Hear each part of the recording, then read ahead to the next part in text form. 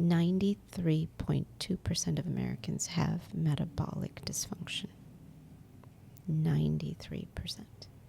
So, as a country that spends an insane amount of money on healthcare, with the fanciest equipments and the most brilliant doctors, truly with their hearts in the right place, what are we doing?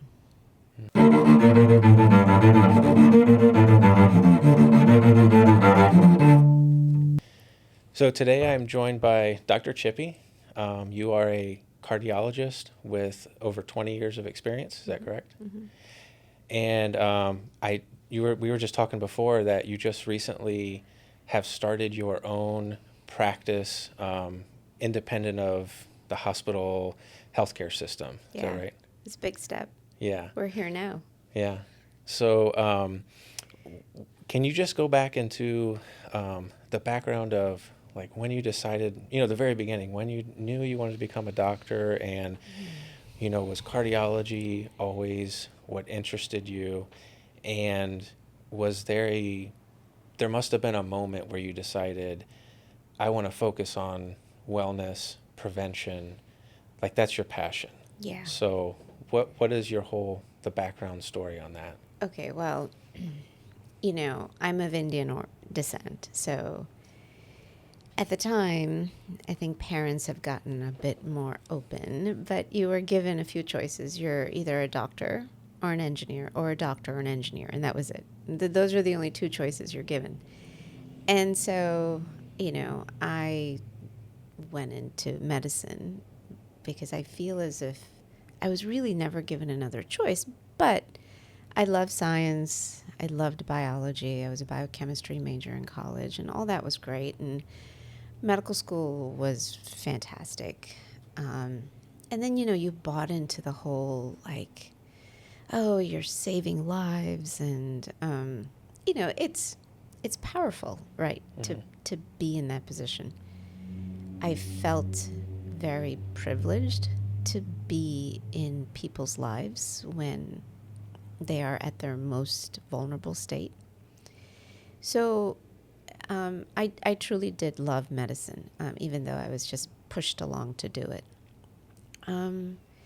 Cardiology felt natural to me because it was an exact science in a way. I now understand that there's nothing exact about medicine and healing, really. So cardiology was very protocol driven. It was very algorithmic. There was no really gray zone. You had a heart attack. You had X minutes to get to that heart, open up the blocked artery, and save a life. And it was, let's be honest, it's very thrilling, right, to have that interaction with people, to see people dying, reviving them, and they are walking out of the hospital and walking into your office and telling you thank you. So that's, certainly there's that.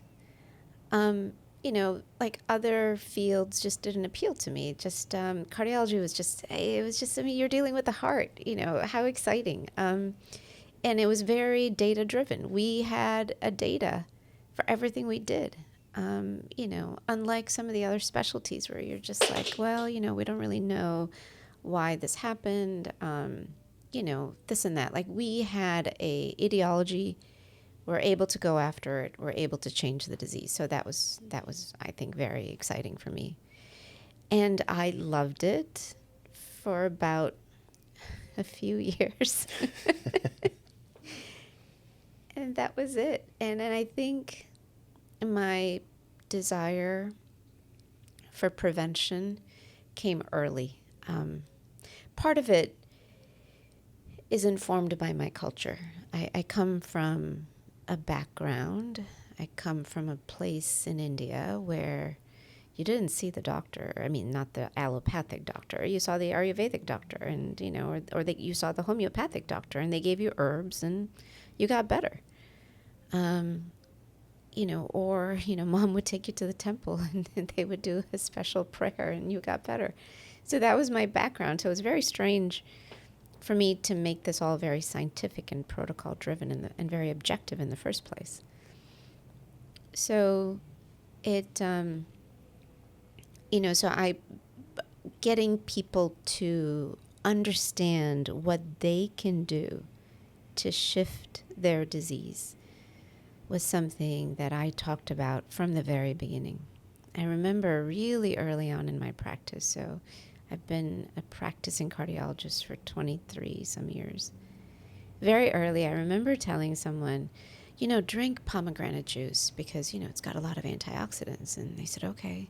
I told this to a few of my patients. One day, one of my patients comes in and says, yeah, we were at the grocery store and, I was just looking around for this pomegranate juice, and there was a lady who, I was asking the clerk, and this lady next to me, was looking at something, and she said, you're looking for pomegranate juice? And he said, yeah.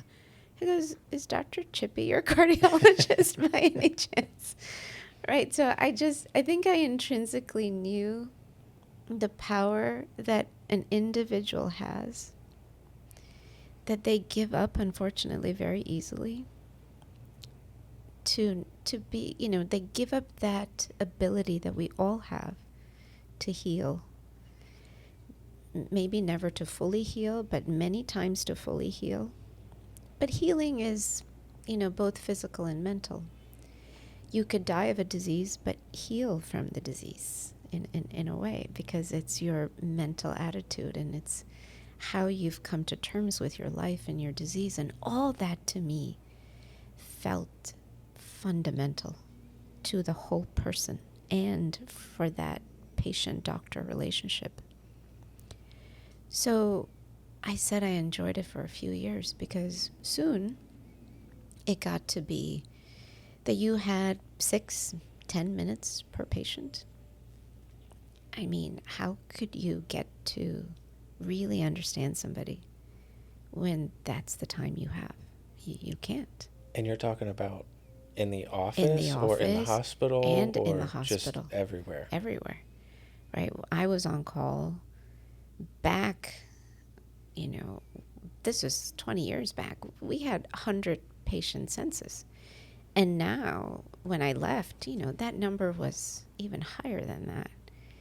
And how on a weekend call, we had 30 to 40 to 50 patients.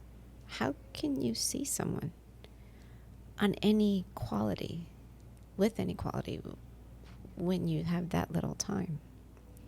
And that's not even accounting for like emergencies. Oh yeah, well, forget it. An emergency, you're stuck. Now you're there, you're dealing with Mm-hmm. it. You're dealing with someone dying. You can't, that's not a 5-minute visit. That's an hour and a half. And then all the other patients are now a 2-minute visit. So I felt like my soul was getting sucked out of my body. I was very unhappy. But for various reasons, I continued. A lot of it was just fear-based. What would I do? How could I sustain, a family, financially, etc.? And this is all I've ever known. How could I make this leap? So then came along the Ornish program. And at our hospital, we are one of 2 facilities in the entire state that implemented the Dean Ornish program. And they asked me to be the medical director. And I really intrinsically known that who you are, your perception of life and disease, your stress, the love that you have, the community that you serve, what you eat, how you sleep, how you move, is fundamentally important to healing. And so Dr. Ornish came along, and I think in the 1980s, early 80s, he did a study where he took 48 people, I believe, and he stuck them in a hotel room for like 30 days. And they were fed this low-fat vegetarian diet. He taught them, meditation techniques. And he had them exercise. Now, these are people with heart disease. And what he documented coronary artery disease. So they had plaques, they had blockages. I have a great story for one of his patients. And so what he found was that addressing a person's nutrition, increasing their movement, reducing their stress, reversed coronary artery disease. So it stabilized, and in the individuals that went through the program, there was actually regression of coronary plaque. And I think to this day, cardiologists don't believe it, or I don't know. But that was measurable. Like, how It did was it was measurable, through like a right? cardiac cath. It It was was actual. angiography, yeah. So it wasn't just a. I mean, Well, it was. They could prove it. they could prove it, Yeah. right? Well, he went on in 2011. He actually got Medicare to approve the program. It's called the Dean Ornish Reversal Program. And we've been implementing that program for many years now, and we see it. Those that adhere to the program stabilize their cardiovascular disease. You know, there's this one patient that moved actually from up north and down to Florida to specifically enroll in this program. The night before he joined the program, he's like, oh, the Siesta Beach, I gotta go walk on Siesta. He couldn't get from the parking lot to the beach because he was having chest pain and breathlessness. He started the program 2 weeks in. He was walking longer and longer distances. By the end of the program, he was walking the beach up and down, no angina, no shortness of breath. So no chest pain, no shortness of breath. And, you know, we have stories upon stories upon stories. You know, people that write to us saying that, you know, my only wish in life was to take my grandson to all these places, and I couldn't do it because I couldn't breathe. I was having severe symptoms, and now I'm traveling all over the country with my grandkids. There was this really famous individual from California who was one of Dr. Ornish's first patients, and he went through the program, and, you know, he was a really well-to-do individual, a restaurateur, and he actually had his personal cook, and so he adhered to the diet, the meditation, the exercise, and, you know, had a very loving family. And one day, so he was told that he needed bypass surgery. And this guy is like, bypass surgery? And this was like in the 80s. And he said, I'm not going through open heart surgery. That's ridiculous. So the cardiologist threw up his arms and said, you know, there's this guy, Dr. Ornish, go see him. And so that's how he enrolled in the program. Now, he had severe coronary artery disease that he needed bypass surgery. 25 years later, he had no symptoms. Then his wife passed away. He still adhered to the diet. He still exercised. But he stopped his meditation. And of course, he was dealing with the loss of the love of his life. Within 6 months, he started with severe chest pain, and this time he underwent bypass surgery. But he went right back to the meditation. So there are these components that one may be bigger than the other in certain points of your life, but they're all sort of equally important. How you love and how you are loved, what you eat, how you move, how you stress, how you manage stress. We all have stress. How you manage stress, how well you feel connected to yourself and your community. These are all the factors that reverse disease. And as I'm going through 2 decades of this, we did none of it. You know, other than a few Medicare patients we were able to get through the Ornish program, 98% of my patients kept coming back. They had another heart attack. They needed another stent. They had bypass surgery. Some had a stent 6 months after 3 months after their bypass surgery. You saw a person post-heart attack doing great, and then they come with heart failure, or they develop atrial fibrillation. The patients that I've seen for years, come in just, thank you, Dr. Chippy, you did great. You guys were great. Your partners, everybody saved my life. And then 15 years in, they don't know who I am because now they have dementia or they die of cancer. And I brought notes because there's so many things I wanted to say and why I quit.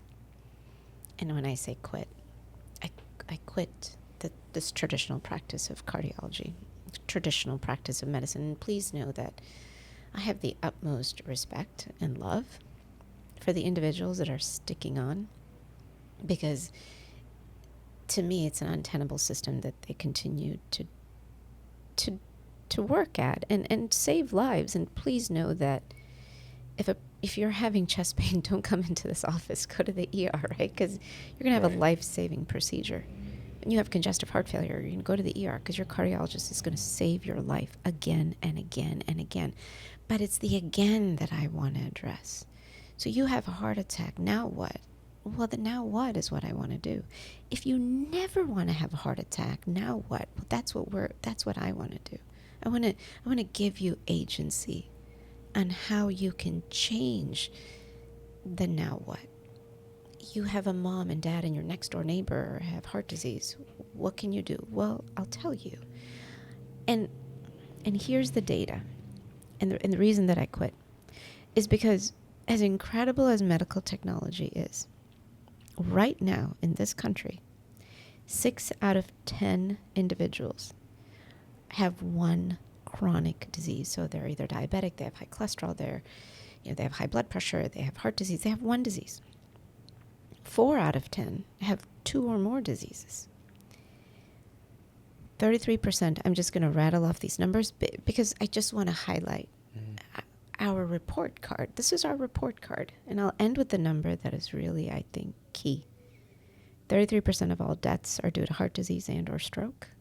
37 million people are living with diabetes. Of individuals with diabetes, 22% are not even diagnosed.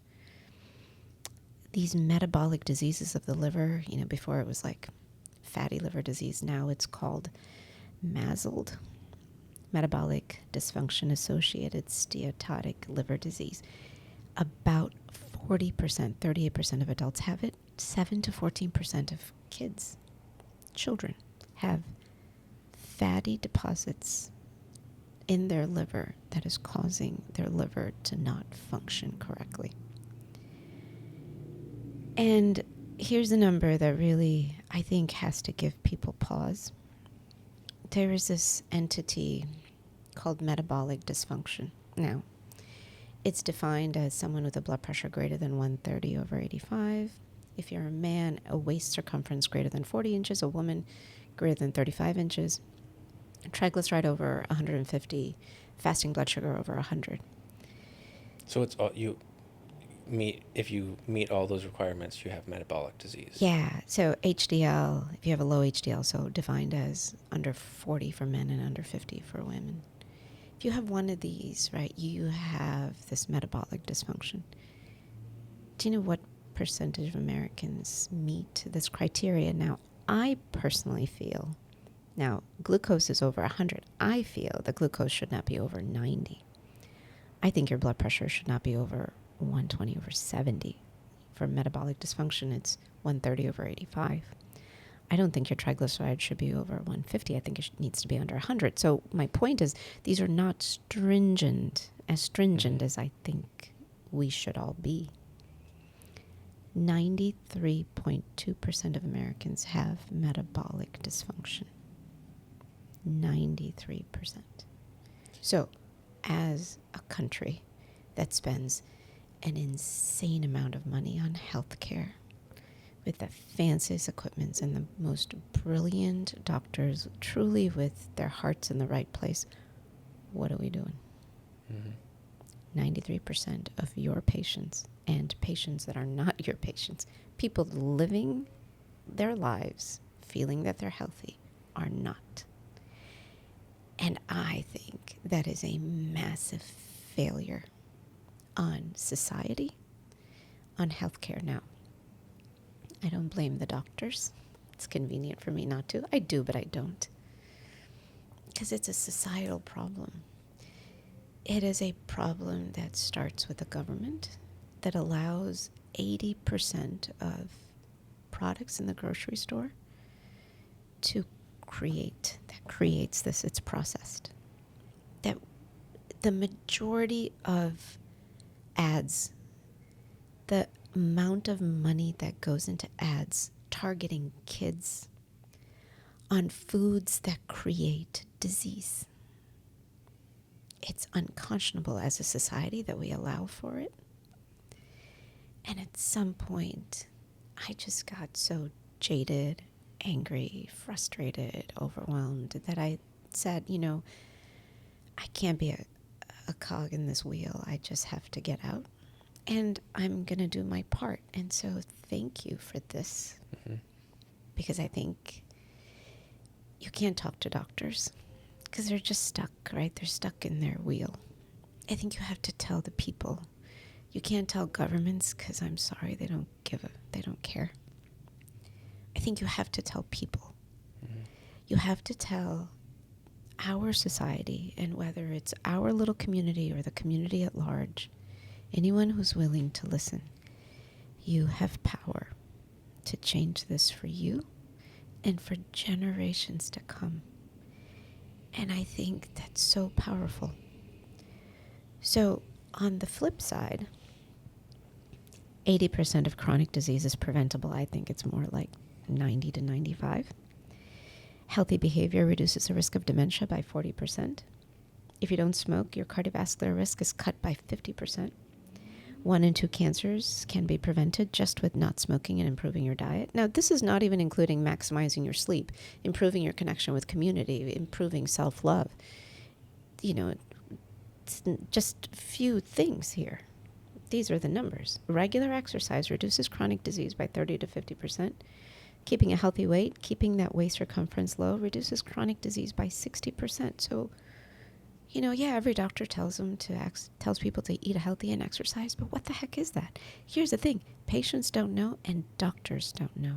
That's one of the things that I think I've known forever, is that there's that advice is out there. Eat healthy and exercise, or eat healthy, take care of yourself. Mm-hmm. But it seems like every other week there's a new recommendation of you need to be doing plant-based, and then the next week it's you need to do carnivore diet, and then the next week it's eggs are good, and then one week it's eggs are bad. Right. And so where do people go? It's like there's so much information out there. There's so much misinformation.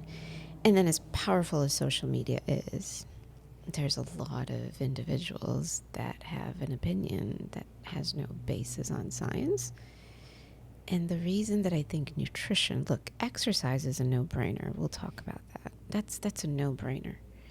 The data on exercise is so clear.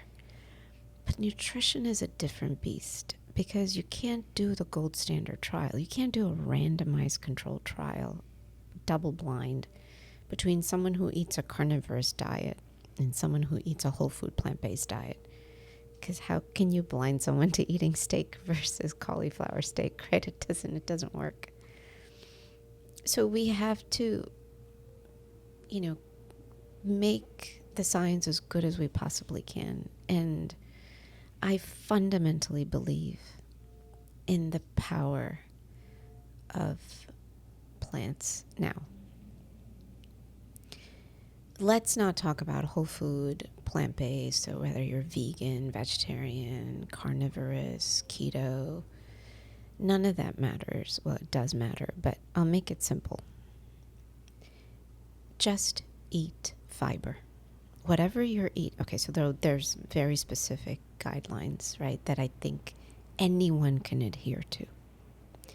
If you're going to eat meat, skip the processed meat, because that will fundamentally change the health of your blood vessels, the health of your brain, your liver, your kidney, your fat cells, your skin, every organ. And therefore, it changes the aging of your organs, and therefore improves your risk of getting diabetes, cancer, heart disease, dementia, stroke, chronic kidney disease, all these diseases that kill people and create morbidity. So if you're going to eat meat, get rid of processed meat. So this is like bacon and prosciutto and sausage and hot dogs and, if you're going to eat meat, try to limit how much meat you're going to eat. Maybe add some fish. But there is a set of foods that you can eat that will fundamentally shift your disease profile, reduce chronic disease, reverse disease, and improve longevity. And the key word here is fiber. If you can maximize your fiber, maximize your fiber. I believe the number is like 95% of Americans don't get the recommended fiber. And the fiber recommendation is a half of what our ancestors used to eat. Like 100 grams. I think now the recommendation is like get around 40 or something. Think fiber. So, what's fiber? Well, animal protein doesn't have it. Plants do. So what's an easy way to think about it? Color. So have you had anything that was blue, purple, yellow, orange, red, green, any greens, fruits, vegetables? Just eat fiber. Beans, lentils, legumes, right? They are, if you look at all these parts of society where they live long, right? That's that single rule in terms of food, is that they eat a lot of beans, eat vegetables, eat fruits, and then add things like nuts and seeds and spices and herbs, and sit around if you can with a bunch of people that you know or a bunch of people you don't know. Talk, connect, love, forgive, let go of resentments and sadness, and find equanimity, find balance in a stressful life. And these are the things that will fundamentally shift, right? So as far as nutrition is concerned, fiber, get rid of processed foods, whether that's processed plant-based, processed meat, or processed sugar, right? None of a processed plant-based, Oreos and Diet Coke, it's not going to give you health. It's vegan, Yeah. right? Which is why I don't like those terminologies. So as far as food is concerned, think fiber, eliminate processed. It's literally that simple. And then, you can get into the discussions about, when to eat and timing and fasting and all that. But that's, let's keep it simple. Mm-hmm.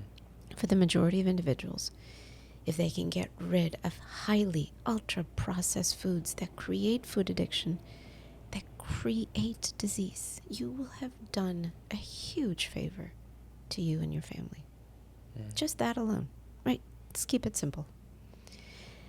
Exercise, just move. Now, there's lots of studies on, when to move, when to eat, before or after. I tell people there's 5 components to movement. One is resistance training. And for individuals that are older, there's one exercise you can pick. Let's say you have no time and you just have to do some exercise. Just lift weights. Because having lean muscle mass as you get older is going to be the key between life and death. That's simple. Lean, build muscle.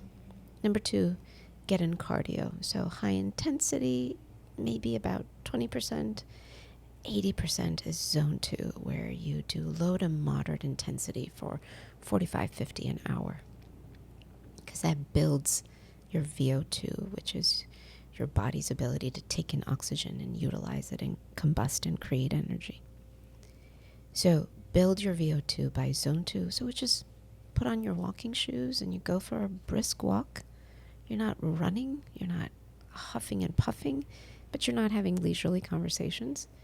It's a moderate intensity. And, listen to something. Talk, maybe not talk to a friend because that would be too leisurely. But that low to moderate intensity prolonged exercise is going to be fundamental. And it could be just as easy as walking. And then stretching, flexibility, stability. So things like yoga, Tai Chi, Pilates, Qigong, all those are fundamentally important. So that's movement. And then sleep. Sleep is an entire full discussion, but you want to get quality, quantity.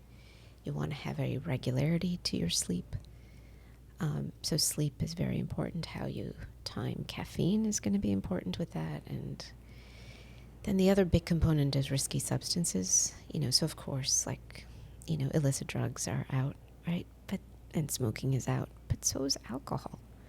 There's all this data, moderate. I remember 20 years ago telling people to have a glass of wine. They're like, well, I don't drink. I'm like, okay, well, just have a small glass of wine. And now I can't believe I used to tell people that, right? Because, there was this data that, a little bit of alcohol was cardioprotective, and it's just not. So avoidance of risky substances. And then creating a sense of self-love and a connection between you and everyone else. And that's it. That's the secret sauce. That's how you live long and healthy.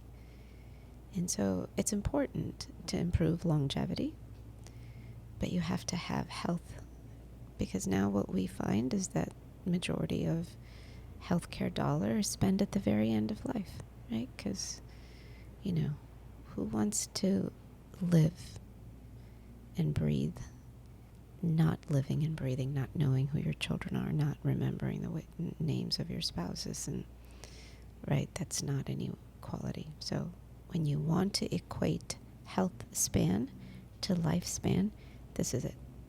And I want to scream it from the rooftops.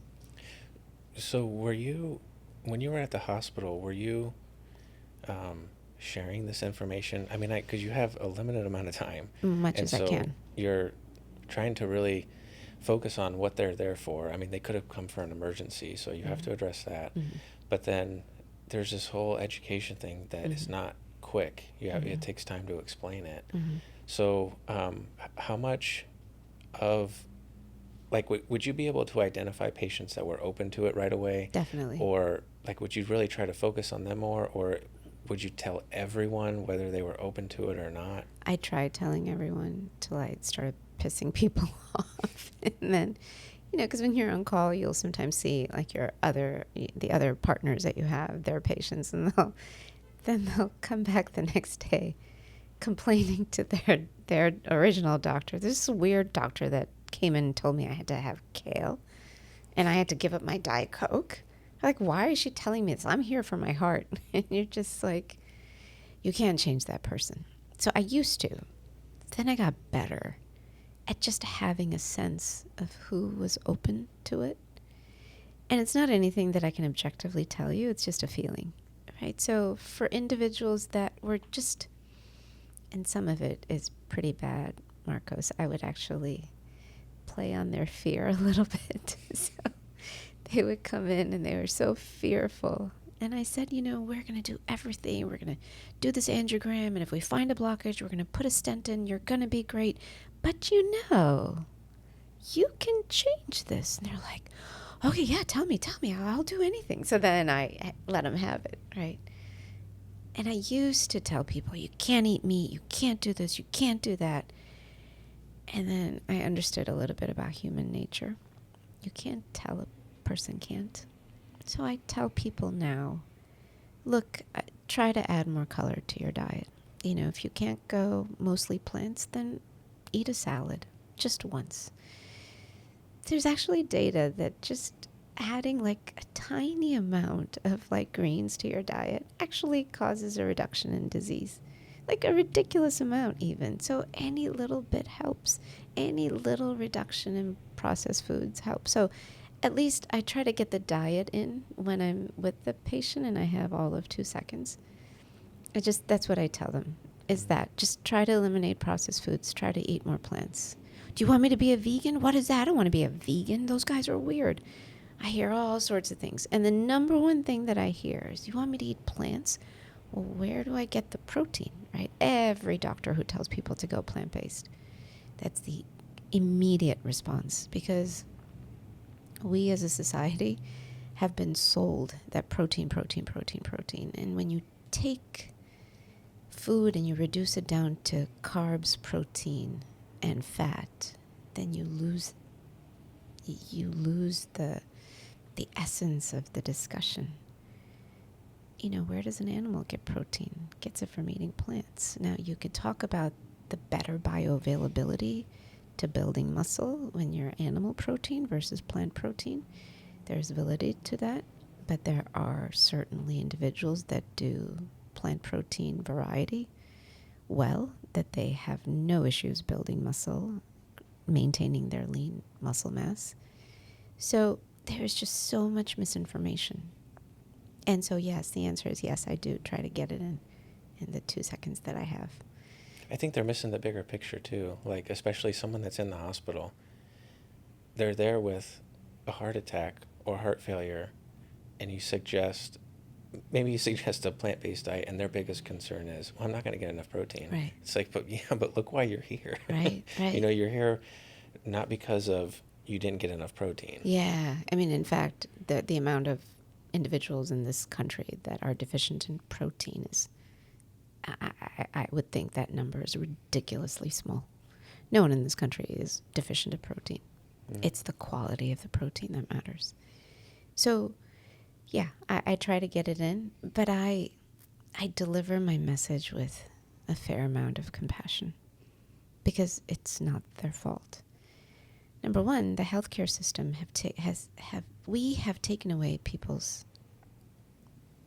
agency because it is in their heads that if they have the heart attack, they need to come in and get a stent, and that's their answer. And please, if you have a heart attack, please go and get a stent if that's needed. But that's just step one. What happens after? We've allowed people to think that they don't need to do anything. How many times, now you've been in the cardiac unit, how many times does a post-heart attack patient and a post-bypass surgery patient get bacon and eggs? I see it. That's one of their first meals. It's bacon and eggs. So you could argue that maybe the hospital system knows all too well what they're doing. Maybe that's their ploy because they will guarantee now that that patient will come back for another event. A stroke this time. A very expensive cancer treatment. It just, if I think about it too much, it gets to be really heavy. It gets to be really disheartening that we can be so blind. That we propose to help people when we're just enabling them and creating illness. We create illness, and we create the mindset in our patients that they cannot overcome their illness. So what would, like a facility that brings in the Ornish program, what are they trying to accomplish? Because it seems like this goes back to, like, they knew some of this stuff in the 80s and 90s, and there's Pritikin diet before that, yeah. There's been no push. Like, like when someone leaves the hospital, there is a massive push for make sure that they are discharged on these medications and whatever the boxes are that needs to be checked. But there's no box that they have to check that says make sure that they are educated on reversal of heart disease. So it seems like there's no push for it, but why would a hospital bring in those kinds of programs? Is it like PR or... There's a part of me that I'm not going to be that jaded. I think the hospital that I was at really did have some good intentions, and I think there's portions of the hospital that truly wanted to have an impact, and we are. So the Dean Ornish program exists at the hospital. And, I've also independently started another program with a physician friend of mine called Renew, and it's a lesser, austere version of Ornish, where we really encourage people to shift towards healthier choices, healthier lifestyle choices. And so it exists, and I think there's certainly individuals that really do want to serve the community with their full heart. But, the entire system is what it is. And so it's hard to shift an entire system that is so focused on technology, medicine, surgery. And the problem is that that is the only thing we've given that is fundamentally important in the acute situation. But when the person is done with their acute illness, that's when we fail them. And we fail them epically. So, but the hospital's desire is on the acute. and let that be. But at least empower the person to take charge of their health. We don't do that. Doctors don't do that. Again, doctors don't have time, which is why it is important for the individual to be educated, to understand that they have power. And instead of arguing with carnivorous diet versus vegan diet, let that go. Just get down to the principles. And these principles, you don't have to be strict, will make a big difference, not just to your health, but to the health of the planet. Because where's that headed, right? That's another different topic entirely. So you transitioned into having your own office where you do whatever you want now. So that has to be exciting for you. It's awesome. And who's coming to see you? What are the type of people? Have they, been through? I'm assuming most of them have probably been through the healthcare system. Mm-hmm. But are these people that are just looking for prevention? Like, who's coming to see you? So far, I've had the most incredible human beings come in here. And it's really just been word of mouth. I haven't really marketed because I do want it to start organically. Because I'd rather a person find me versus me pulling someone in, right? I'd rather you come on your own accord. And so it's been quite varied. I've had a young person come in because she has something called elevated lipoprotein A. And she wanted to know what she can do so that 20, 30, 40 years she doesn't have heart disease. And I thought that was just fantastic that she was so proactive about her health. I've had individuals that are in their late 80s come in because they want to make a change. I've had people confused about their disease come in because, a doctor doesn't have time to explain to them what's happening. And I think the most important thing that I now get to do is to get to help patients understand why they got sick. So this, everyone in this field talks about root cause analysis. And to me, that's really cool, right? Because it's a mystery. And many times it's not that difficult. It comes down to lifestyle, but it's so strange to me. I didn't think this was such a huge factor. I personally now think that dealing with trauma, big trauma, little trauma, and how you have processed that trauma, particularly in childhood, informs your present day in every way, in the choices, in every choice that you make. And that's been a big eye-opener. So there's a part of me that wants to really just understand trauma and understand how to counsel people and to really almost become a trauma counselor. But I do have individuals that are good certified trauma counselors, and I, literally want everyone to go see them. But even if the individuals that come in to see me, only a few are open to even exploring that because they've shut it down for so many decades. They're not willing to see it. But I see it. Mm-hmm.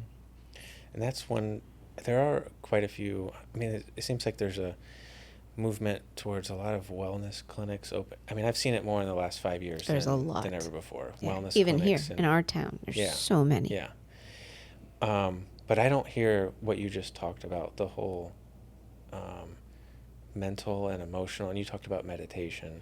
Mm-hmm. That's not something that like everyone incorporates in. No. So how does that affect your overall health? Just like meditation, is there like studies and stuff that have been done, or is this just things that you've observed through the years of how it affects people? So both. So to address the longevity clinics that are out there, the wellness clinics are out there, I think they are all needed. It examines a part of healing that should exist. But, what I do, there's nothing sexy about it. I talk to people and I get them to understand. I don't have people go through fancy equipments and fancy studies. And we, certainly can refer people out, fancy therapies and IVs. And I don't do any of that because to me, you're missing the low-hanging fruit. If you're not changing what you're eating, how you're moving, and how you're loving, and how you're sleeping, and how you're forgiving, I don't care how much money you're spending on your fancy schmancy doctors with their amazing equipments and their brilliance. You've done nothing. You are your perception. Your reality is your perception. So if you've had a traumatic childhood, how you've perceived it, how you have healed or not healed from it, creates everything about you at this moment. And it is like, I tell people, my patients have heard me say this, it's like a seed, like the little pebble at the end of, that princess that comes in and there's 20 mattresses, but she's still uncomfortable because there's this little tiny pebble underneath, right? That fairy tale that we've all heard. That trauma and pain and resentment is that. Unless you take that out, you're not going to fully heal. Look, you can be very successful. I've had the most incredibly brilliant, successful people come in here. They're like, top 0.1% of financial success. And they are still dealing with childhood trauma. And if you don't start to understand it and come to peace with it, and part of that modality is meditation. But again, okay, so that's trauma. But sometimes, for some people, just, driving on this road right here is trauma, right? Again, your perception is your reality. So if you perceive something to be stressful and you don't address it, it creates disease. Why? Because your limbic system is heightened, your cortisol levels are high, you've now created inflammation, you've now created oxidative stress, and that insulin resistance, oxidative stress, inflammation, that is the root to every disease, short of the few percentage that is genetically determined. The majority of disease that people have comes from that inflammation, insulin resistance, oxidative stress. So stress is part and parcel to that. So if you are not dealing with stress, and everyone has it, so I actually draw this diagram of someone sitting right smack in the middle of a tornado. At the very center, it's still. You have to be in that absolute stillness, right smack in the center of that tornado. How do you do it? You do it with meditation. And meditation is something that, there's so many studies of neuroplasticity, changes in brain, function, structure, improvement in inflammatory markers. But for me, it's been a personal journey as well, and a journey that I've seen in my patients. I have had a tumultuous life, and the only reason that I have landed on both of my feet planted is because I've meditated. Because when you meditate, forget, meditation is not a religion. It's none of it. It's an act. You can just think of it as an act. It could be secular. You can bring religion into it. It doesn't matter. But when you meditate, you allow answers to come up that will give you a meaning to everything that is happening. And it gives you something. Balance, equanimity. So when you're going through the highs and lows of life, you're driving in a straight line and things are going up and down and you're just cruising. That's what meditation does. And it's life-changing. And to me, it doesn't matter if Western science that's 200 years old hasn't caught up to the ancient wisdom of the East, where people entities have been meditating for thousands and thousands and thousands of years. I don't need medical science to catch up to it. It's great. It's nice when they do. But I know in myself and I know in the individuals around me that meditate how powerful it is. So yeah, that is one of the big things. My dad, he meditates daily. I know he does. And he's probably one of the most stress-free Yes. people that I Yeah. know. Yeah. He just no stress. Yeah. So how much more important is meditation now than it was 20 years ago because of like iPads? I don't know. There's not one time I go to the grocery store where I don't see a kid with an iPad. Yeah. You know, iPads and cell phones and technology and all this noise and stuff that's just distracting. Yeah. Would you say it's more important now for people just to disconnect? It's almost like people can't go 5-10 minutes without being stimulated by something. So I mean, the answer is absolutely. It's fundamental to any health of a society. And we don't even have to use the word meditation. We can just say mindfulness. Teaching kids, teaching adults mindfulness, where mindfulness is a practice of you being right here. So I'm right here. I know that there's a microphone in front of me. I can hear it. I'm looking at you. I'm listening to your questions. I'm formulating an answer. I'm replying. I'm articulating. I can feel the ambiance in this room. I'm here. I'm not worried about what happens when we're done, because that moment hasn't come. I'm not worried what happened a few minutes ago, because it's gone. And that practice, Eckhart Tolle, The Power of Now, that practice of being right here without judgment, just that is so key. It will shift a child's future. It will give them everything they need to succeed in life, academically, emotionally, socially. Just practice mindfulness. Thich Nhat Hanh, the most beloved Buddhist monk who recently passed away, I think he said, when you're doing the dishes, do the dishes. That's it. And so any act can become meditative in a sense. Although I really use meditation for you're sitting down, you're not moving, you've completely taken your senses and you've withdrawn in. To me, that's meditation. But just start with mindfulness. So when you get out of here today and you're driving, just drive. When you go home and you do the dishes, just meaning you're doing the dishes, feel the water. What's the temperature of the water? How is it hitting your hands? What's the weight of the dish that you're holding? What does it feel like when you're scrubbing it and you're taking it and maybe you're putting it in the dishwasher? Just be present for all of it. And when you practice that, you'll see. You see, what I tell people is, don't believe me. Don't believe in anything that I say. Be your own experiment. Go out there and experiment on you.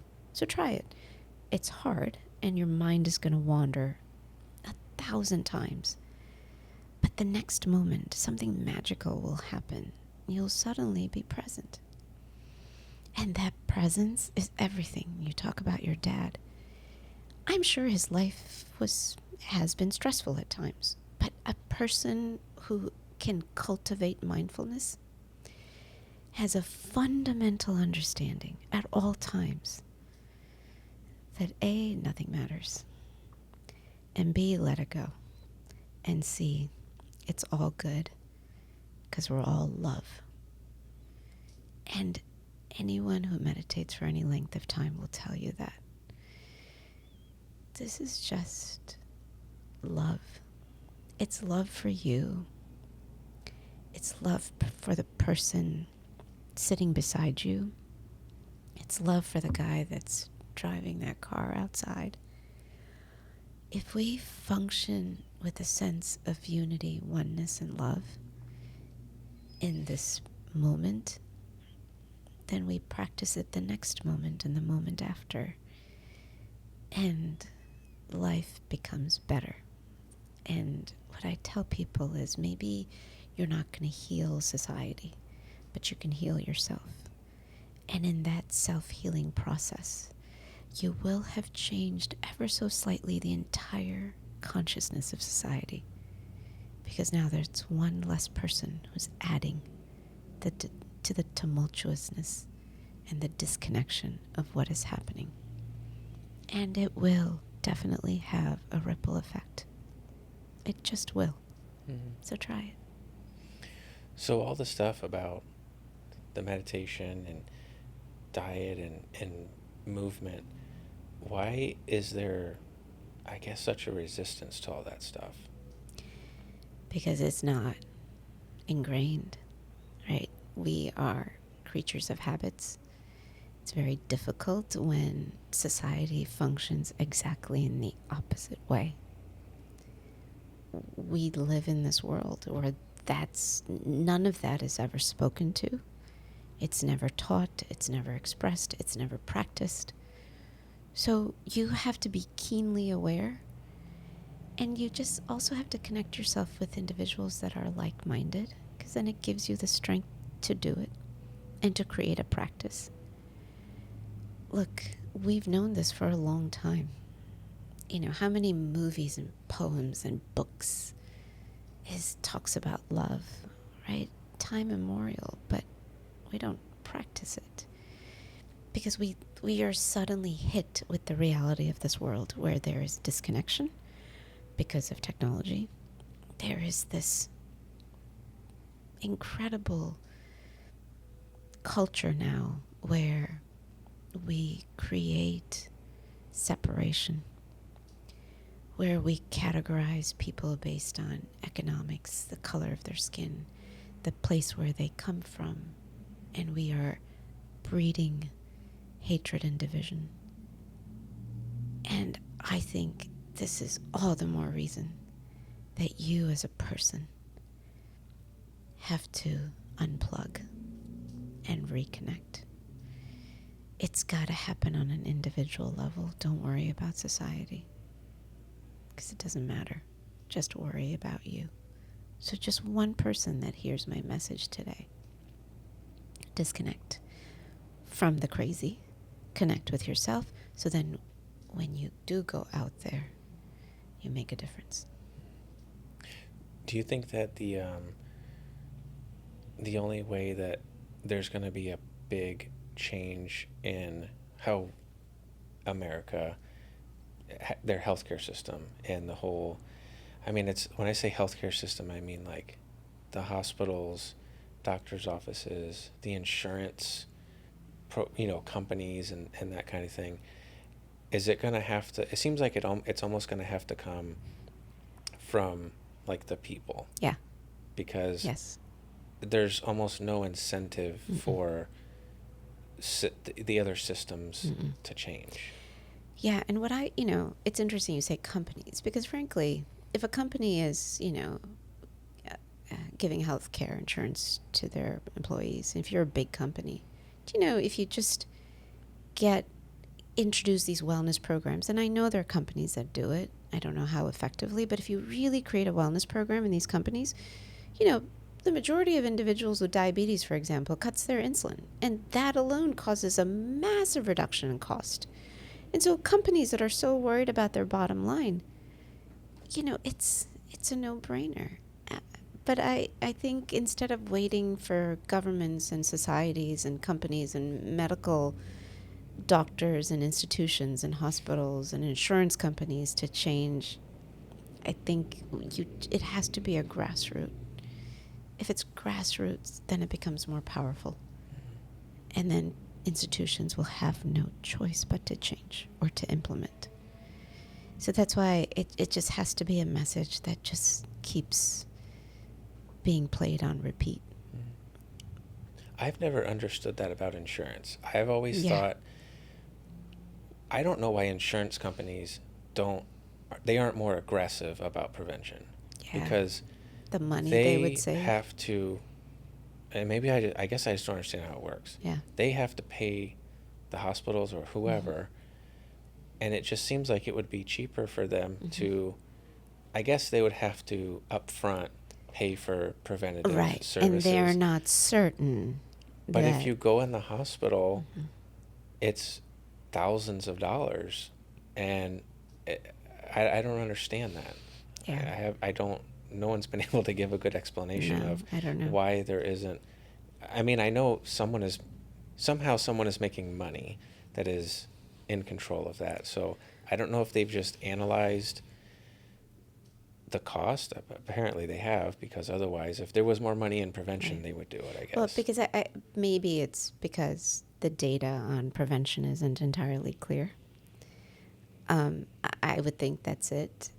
I know this on a very core of my being, that prevention is the way to reduce our healthcare cost and, frankly, change the economy of this country. We can single-handedly change the economy of this country by creating effective prevention programs. And maybe that's the issue, is what is effective? Is it a carnivore diet? Is it this? And there's no agreement. But this is where I think you just have to make it simple. Get people to just move a little bit more.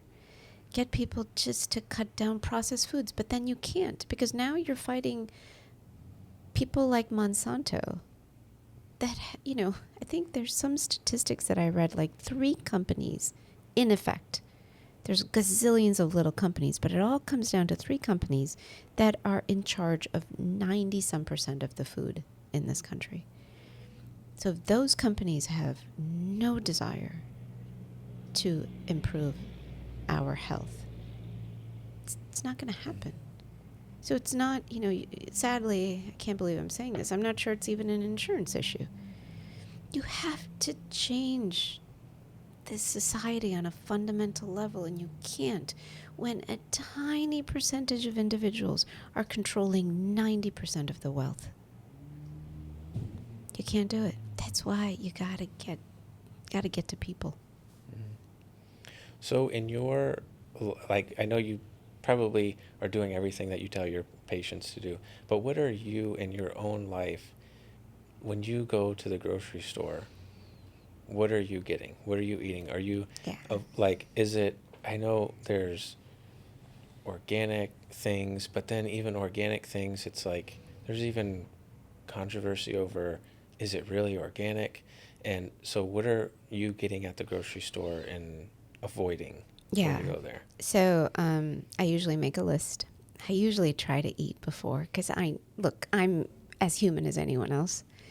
So I really try and eat so I'm not hungry when I'm there, and I just have my list and I go and I get it and I'm out. And I go often, because I don't want to just stock.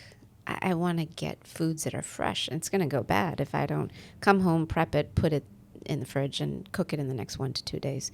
So I go to the grocery store probably every 2-3 days, and I just buy what I need to make a few meals. But it's greens, it's veggies. I get a ton of tofu. I've got dried beans sitting in my pantry. I get some plant-based yogurt, because it's a quick breakfast for me. I get things like wheat germ and chia and flax and nuts, and I put all my nuts in the fridge, and I get dates. And I came home 2 days ago, and my daughter said, "Mom, I made Snickers," and it's really cute. It's kind of cool that my kids, at least one of my daughters, you take the dates and you stuff it with some nuts and put good natural peanut butter, and then you cover it with dark chocolate, and you freeze it, and you put just a smidgen of sea salt, and it is delicious.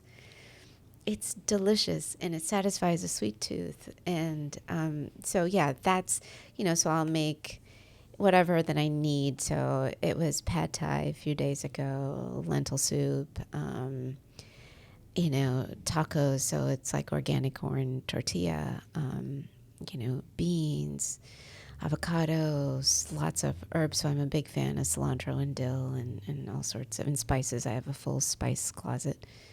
And yeah, so those are, I'm whole food plant-based, so I'm vegetarian 100% of the time. And I'm vegan like 90% of the time.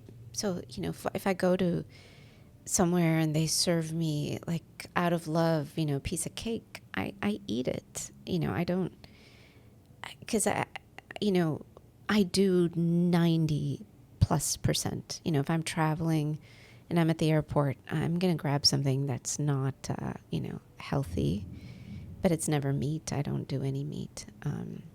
So very occasionally I have like a smidgen of cheese, a little bit of eggs, just very occasionally, but mostly it's whole food plant-based. I meditate every day, if many times, twice a day. I learn to forgive.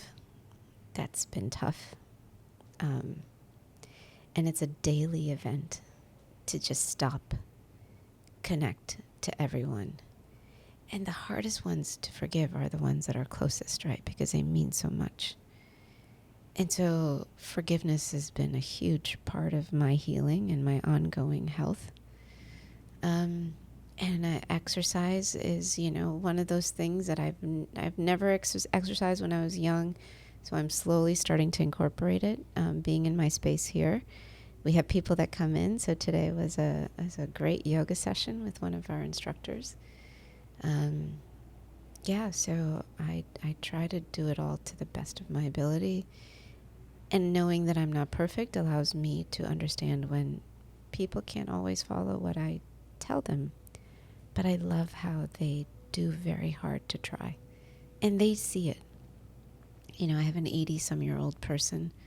He's wonderfully articulate, and he just gives me these long messages about how I've saved his life because he's more energetic and he has less pain and his weight is down and he feels fantastic, right? So those are my rewards. I mean, those have always been my rewards, but yeah, it works. So you mentioned that you eat peanut butter, nuts, you eat avocados, all things that have healthy fat fats in them. Yeah. So those, even like you would consider those plants natural food, but even those have been, there was a time probably more in like the 90s, I guess, where it was fat is the enemy. You have everything's Low fat. everything's low fat. So what happened after And the low fat craze? Two things happened. Number one, the low fat wasn't really low fat. Number two, it became high sugar. Because, let's be honest, it's fat, sugar, and salt that makes food taste good. So if something is low fat, then they're cranking on the other two. So this whole low fat craze, I truly believe, has created a massive portion of insulin resistance. Because we have, these low fat snacks. It's so processed. And now, companies have gotten so good. I don't know what the number is, but I think there's like 80, maybe that number is even higher, different names for sugar. So in a product, they can say like 2% sugar, but there's 100 other sugars that are low percentage. Because it's low percentage, they don't have to report it. So it's listed as low sugar when it's full of sugar. But it'll add up to a higher percentage. Adds up to a higher percentage. Here's the answer. Don't eat things that are processed. What's the label on a watermelon? There's no label on a watermelon. You're just getting a watermelon, right? Try to eat as minimally processed as you can. Because there's no winning that. Because those food scientists are smarter than all of us combined. Do you know they formulated Cheetos in such a way that they perfected the vanishing point. The point you put Cheetos in your mouth and it disappears. That time, they perfected it to an art so that you reach for another just as that's disappearing. Because it can't disappear too fast and it can't disappear too slow. And then they made crunchy ones. Right? It hijacks our brains. That's why if there's one thing you do today, cut down ultra-processed food. Because it's not food. So the whole um, dietary fat, what do you do with someone who, I mean, I know now you probably have a different set of, things that you tell patients to do, but like what most people are being told to do is to limit fat, and then if their cholesterol is too high, they may be given dietary advice, but then they're put on some kind of statins or something. Um, I heard a cardiologist say in the hospital, we just need to put statins in the drinking water. Mm-hmm. And he said it Joking in a way. joking way, Yeah, but not really. I know. But not really. So, what do you do with someone who, because I know there are people who have the cholesterol can be high, but then they don't have like so like a calcium score. So, what do you do with those? Well, okay, so the whole calcium score, that's a different discussion. But, you know, when this is the problem, remember, I think at some point I said when you reduce a food to protein, sugar, carbs and fat, you lose it because you have to take food in the context of the food. So if you're eating an avocado, don't worry about the fat. If you're eating coconut, don't worry about the fat. Now, if you're taking that coconut and you're, eating high amounts of coconut cream and coconut oil, and then you're adding sugar, well, that's a different situation. Anything in its wholeness confers health and variety. So I'm not just eating avocado. I'm having a little bit of avocado with my salsa that I've made, that has cilantro and onions and tomatoes and jalapeno, and I'm eating it with 2 different beans and with organic, maybe the purple corn tortilla, and then I've added greens to that. I've added pickled onions. I've added cabbage. You see, there is nothing about that meal that will create disease. Nothing.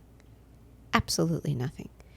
So when you take a food in its wholeness, and you shouldn't break it down to these components because it doesn't make sense. And you're just complicating the picture. If you're plant-based and you want to get your protein, you're just going to add some nuts to that. You're going to add seeds. You're going to add hemp. You're going to, add a little bit of natural peanut butter, right? So my peanut butter doesn't have palm oil. It has one ingredient, peanuts. So, when you deal with the food in its wholeness, then none of the other discussion matters. I truly believe it. I've seen it. I really feel that the data supports it. People can argue about the validity of nutritional data, but I think it's just an excuse for them to live the way they want and not say, well, it's not supported by science. It's just convenient for people to say that. But I see what happens to people that come in here, and I see how they heal. To me, it's a ridiculous argument. So treat food in its wholeness. Eat it as much fresh as you can. And about organic, there are some things that should be organic. The dirty dozen.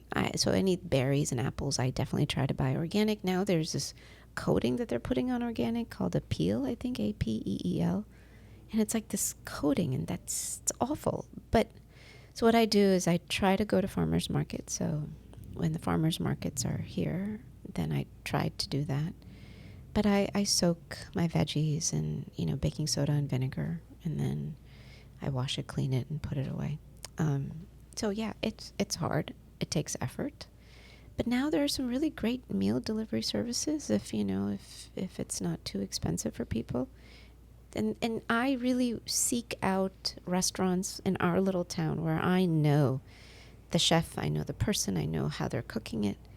And so I will go to those places. And so there's a lot of places that I just don't go anymore. Mm. Is there a food that you eat that you shouldn't eat? Oh, Is there like a well, again, because, oh, that I eat on a consistent basis? no, just like a guilty pleasure, Oh, like guilty I pleasure. know I probably shouldn't eat this, but it is just so Yeah. good. I know I have a thing for like cobblers.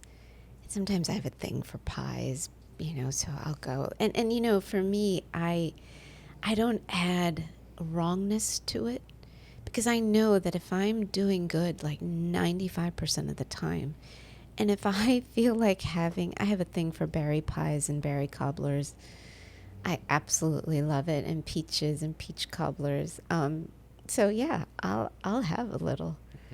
But I don't overdo it. But I'm lucky in the sense that I don't have this incredible sweet tooth. So I have lots of fruits and dates and nuts around. So many times. But I'll go to places that I know that they make their desserts really well. And I will eat some of those. Mhm. But yeah, I try to. And now it's not that hard. And again, because I allow myself to be human, You probably can't eat a lot of it either because I know there's I times get where I sick. eat a lot healthier than other times. And when I'm eating really healthy, especially for like 1 month or two You months or feel three great. months in a row, and then you have something that's like you're not supposed to have, Yeah, you can only eat a couple bites of that's it, it. and then it's like kind of just too heavy or too Yeah. sugary. Yeah, so Um, I was traveling. I went back home to my parents, moved back after 55 years here. And I went back and we were all out. And I had this thing called in southern India, different nationalities have it, but it's faluda. And it's just ice cream with fruits, dried fruits, and other fruits. And I think I was just eating, talking. And I came home and I slept in the middle of the day for an hour and a half. And I thought, oh my God, I'm coming down with something. Then I realized, oh my God, it was the massive sugar and fat mhm. from this ice cream dessert. Yeah. Yeah. So yeah, your body definitely tells you Yeah. you can't do it. I wanted to ask something that I ask everyone is, and this can be a real loaded question, so answer however you want. What does the healthcare system, what do they do good? What needs improvement? And how do you accomplish those goals? Which I think a lot of it we've kind of Covered. discussed, but maybe just like in a just a brief, concise way, if you can answer those three things. I think there's an incredible amount of brilliance that goes into healthcare, from basic science to technology, that just, and now with AI, how it's going to shift healthcare. And I think, CRISPR technology, we have the ability, because of the brilliance and the dedication of these scientists and these institutions, to possibly eradicate disease that we never thought we could do. Get rid of sickle cell anemia, I think the technology is going to be insane. Regenerate organs, transplant organs. To me, it's mind boggling how incredibly sci fi it has been and where it's headed. And nothing I say can take away from the enormous, beautiful things that we're going to do to shift disease. Obviously, my biggest issue with healthcare is what we said. There's little to no attention given to prevention. And what was the third one? How do we fix it? How do we How fix do it? you Yeah. how do these things get addressed? Again, I think fixing it is empowering an individual.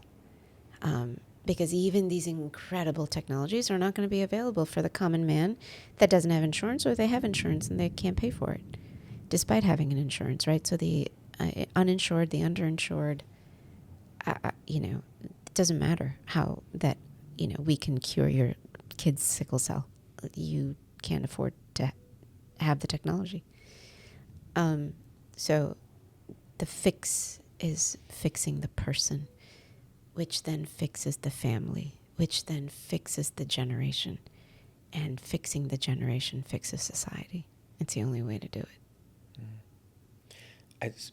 A lot of people seem to have a real similar answer to, a lot of people say, like emergency services. That's like what is so good about Amazing. and technology. Amazing. And there's a lot of new things that, I know you mentioned CRISPR. I just read something the other day. CRISPR was doing something with Down syndrome. Did you see that? I think they fixed the chromosomal I don't know. abnormality. They were able to make And- some advancement with Down syndrome. And, I mean, just things like that Neuralink. There's been a couple patients. That's like, Insane. that's like, Sci-fi. yeah, sci-fi. Yeah. It's Yeah. so weird. Yeah. And then artificial intelligence. I'm interested in that. I just don't know a lot about it, and I don't know many people that know much about it either. They just Right. know that it is coming, and the next 5 years It's is going to here. be huge changes here. with. Yeah. Um, It's here and it's shifting quickly. This is going to be a disruption on a societal level, on a very fundamental basis. And if we don't understand it and harness it correctly, I think it's going to just change for the good and for the worse. You know, now these people can create with AI these cyber attacks that are, how do you fix it, right? AI is, I think, like a massive meteor that's, is hitting us.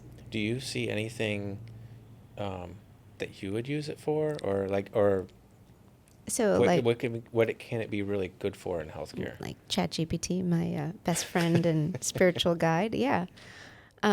I use it now for a coordinated information gathering.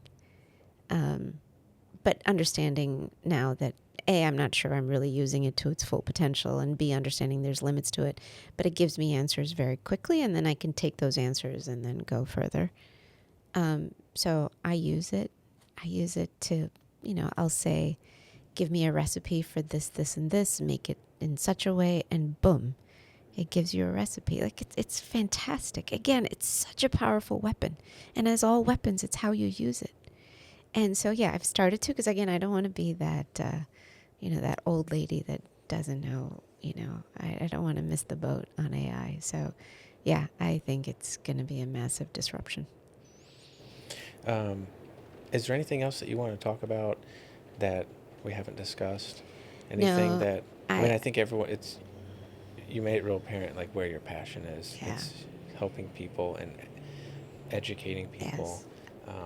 I want people to understand that if they're given a diagnosis, no matter what your doctor tells you, especially if it's something bad, you don't have to own it. You have a way to modulate how that goes. Truly, because I have seen people again and again and again defy the odds of their disease. People given death sentences that are alive 19 years later. If one person exists, then that's a reason for everyone to have hope. So no matter what diagnosis you're given, I want people to never lose hope, no matter what terrible things a doctor tells you. Because he or she is just, giving you data, population data. But that's not you. And you can decide how it goes. And sometimes the greatest things in life is just small, consistent changes. And that would be my message. How do people get a hold of you? What are you? I know you're on like Facebook, Instagram. You're just tell everyone how to get a hold of you, where your office is. Yeah, so I'm in Sarasota, Florida. I made it easy. Everyone knows me by my first name because it's so different. It's Chippy, so I'm at drchippy.com. My website's still under a little construction because we're still trying to figure this out. But yeah, you can reach me. Probably the best is email, wellness@drchippy.com. And just email me, and we can call you. Just we do a discovery call, so you can at least talk to me about what it is that's going on, and if I'm helping, I can help. If I can help, I will. And really, I don't have any fancy gimmicks and equipments and anything. It's really, there's so much you can change with just basic shifts in your behavior. Well, thanks for joining me. Thanks for coming Thank you. on, and I appreciate everything you said, and Thank you. I think everyone will get some good information out of this, and that's the whole goal, is to just get information out and just to help educate people on different things that are out Yeah. there. Thank you, Marcos. Thank you for having me.